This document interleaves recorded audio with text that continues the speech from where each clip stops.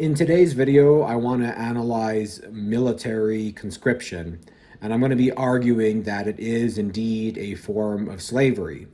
So it's kind of an interesting thing, and I think a lot of the way governments get away with things is by rebranding them, right? So, for example, if you say assassin, that sounds really bad, right?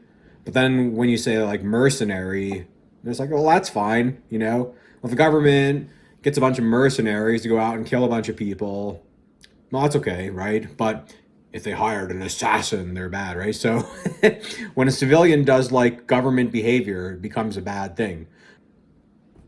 Well, is there any actual differences between military conscription and literal slavery?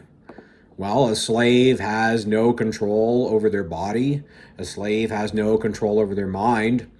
And not only that, not only is military service forced labor, but it's very, very dangerous labor too.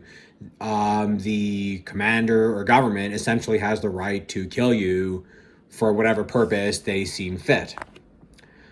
So, it's there's a bit more nuance. It depends on what war you're drafted in. Like if you're conscripted into, say, the Swiss army, it's not going to be as bad as if you're like conscripted into the Russian or Ukrainian army because you're in like an active war, right?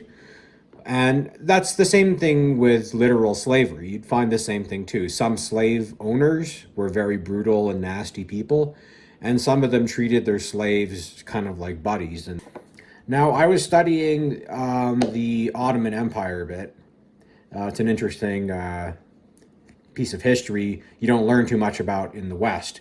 Anyways, the Ottomans had these slave soldiers called janissaries, and all historians refer to them as slave soldiers because they were forced into battle and they were raised from a young age and in the military, and they got paid money too, but they had no real rights, and in the sense that their owners can do whatever they want with them, and they use these guys to attack Constantinople.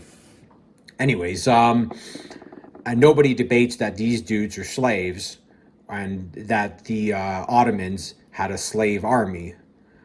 But I'm like, what is the real difference between a janissary and like say a conscript in World War One? I mean, I'm not seeing a whole lot of difference. They both get paid some money. They both have no real rights. They're both like kind of cannon fodder for the government cause, right?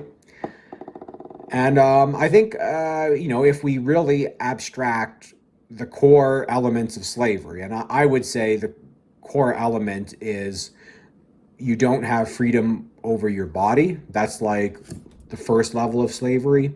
And then it can get deeper. When you take away somebody's freedom of mind, then that gets even deeper. And the deepest form of slavery is when you take away their freedom of conscience, right? And I think it's very obvious a military conscript is the deepest form of slavery because all three of those is taken away from the conscript. Whether or not they think this battle they're fighting in is justified, whether or not they think what they're doing is right or wrong, they still have to go out and massacre the civilians or whatever the government tells them to do.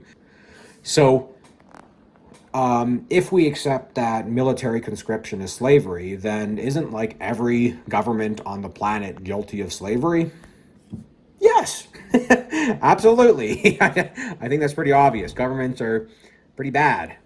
They're not usually great people running them. And historically speaking, they don't have a good track record. It's an interesting thing, right? Because if you take an individual human, you tell them, go out and murder someone. Very few humans are murderers. Like we look at serial killers as though they're really messed up. But then when you get a government involved and a big group of people, then all of a sudden mass murder is very easy. Like, look at the Nazis. Were the Germans weird people? No, they're very nice people under normal circumstances. Anyways, I thought that'd be some interesting food for thought. What do you think? Do you think conscription should be banned? I think it should. And even from like even from like a patriotic point of view, I think every citizen has the right to determine whether fighting is good or not. Like if I see a war is really justified, and I think that we can win the war pretty easily, then like to me that seems like a sensible reason, more sensible reason to fight. I might consider fighting, right? And I think everybody's like should make that decision on their own, not be forced into like this military slavery.